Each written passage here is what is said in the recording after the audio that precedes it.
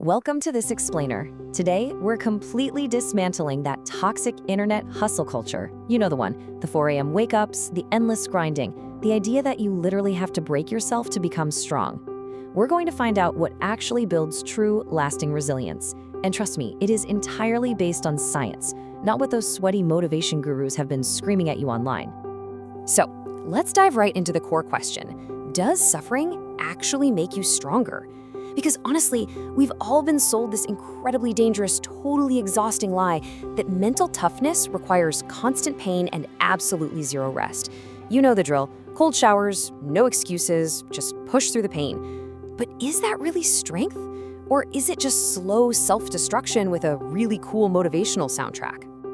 Part 1. The suffering myth. We are debunking the internet's favorite lie. When we look at the slow self-destruction of the grind set versus actual biological resilience, the difference is just night and day. On one side, you have the internet's favorite lie, that constant pain equals progress. But look at what neuroscience tells us. It clearly shows that regulation plus recovery is the true formula for resilience. It's not about how much punishment you can absorb. It's about how effectively you bounce back when the pressure is really on. Here's the thing. Enduring endless pain doesn't make you unbreakable. Actually, it just builds what we call a dysregulated nervous system. Chronic suffering puts your body in a physiological state where it literally loses the ability to recover from stress. You aren't getting tougher. Your nervous system is just getting stuck in overdrive. And that is a fast track to total burnout. All right, moving on to part 2, the 5 toxic misconceptions. These are the things actually sabotaging your toughness journey. Misconception number 1. You've definitely heard this. If it doesn't hurt, it doesn't count. This totally tricks us into thinking that discomfort always equals progress. But biologically speaking, your body literally cannot tell the difference between productive stress and harmful stress if it is never ever given a break. The reality is, true strength is forged when you actually step back and let your body recover from that stress. Sure, some discomfort builds you up, absolutely. But constant, unrelenting discomfort, that just breaks you down. Then we have misconception number 2, which is this incredibly damaging idea that feeling your emotions is somehow a sign of weakness. We've all heard the terrible advice, don't feel it, just push through. People try to mask their stress, wearing their emotional numbness like some kind of twisted badge of honor. But here's the catch. Ignored feelings don't just magically vanish into thin air. Nope, they get stored right there in your body.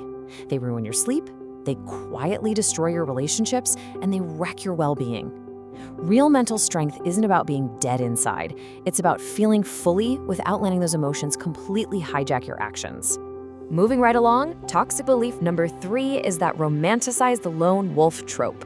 It is so easy to fall into the trap of isolating yourself just to prove how incredibly tough and independent you are. That classic, I don't need anyone mentality usually just comes from a place of wanting to handle things entirely on your own. But let's be real, isolating yourself isn't toughness. It's really just suffering without witnesses. Think about every elite performer you admire. They all have strong support systems. They have therapists, close friends, or mentors who help clarify their thinking. Needing support isn't a flaw, it's literally a massive strategic advantage.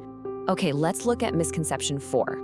This happens when you minimize your own struggles because they aren't, extreme enough. Other people have it worse, so I shouldn't complain. While it sounds super humble, it is actually a massive trap for your nervous system.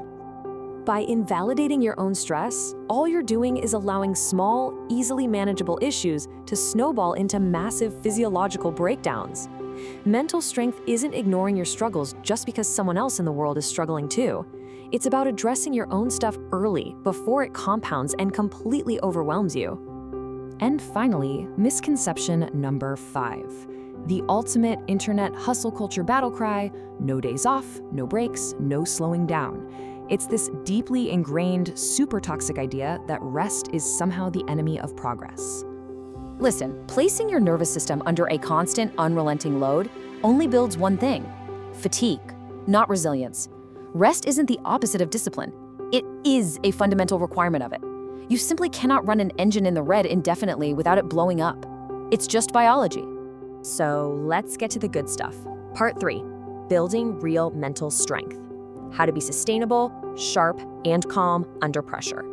Let's dive into the 5 exact fixes. Step 1, you've got to train your nervous system, not just your willpower.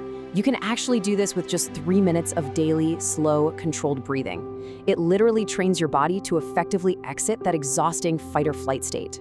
Mentally strong people aren't calm because nothing stresses them out. They're calm because they know how to recover incredibly fast.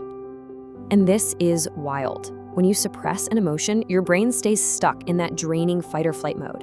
But simply naming your emotion, just saying out loud, "I'm anxious," actually shifts your brain's biology.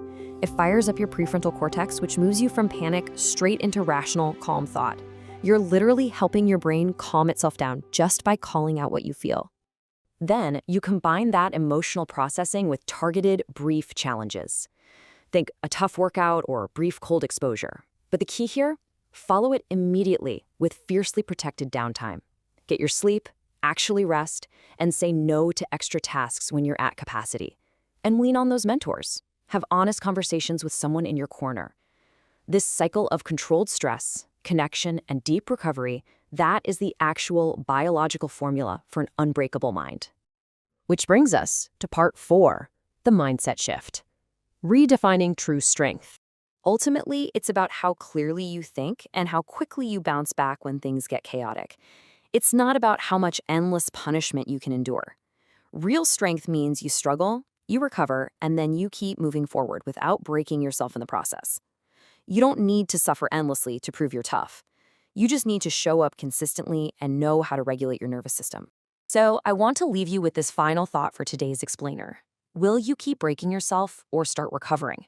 You now have the actual biological blueprint for real resilience. You understand the immense power of your nervous system, why rest is totally non-negotiable, and the incredibly toxic myth of constant suffering. Knowing what you know now about how true strength is forged, which path are you going to choose tomorrow morning? Keep reflecting on that, and I'll catch you in the next explainer.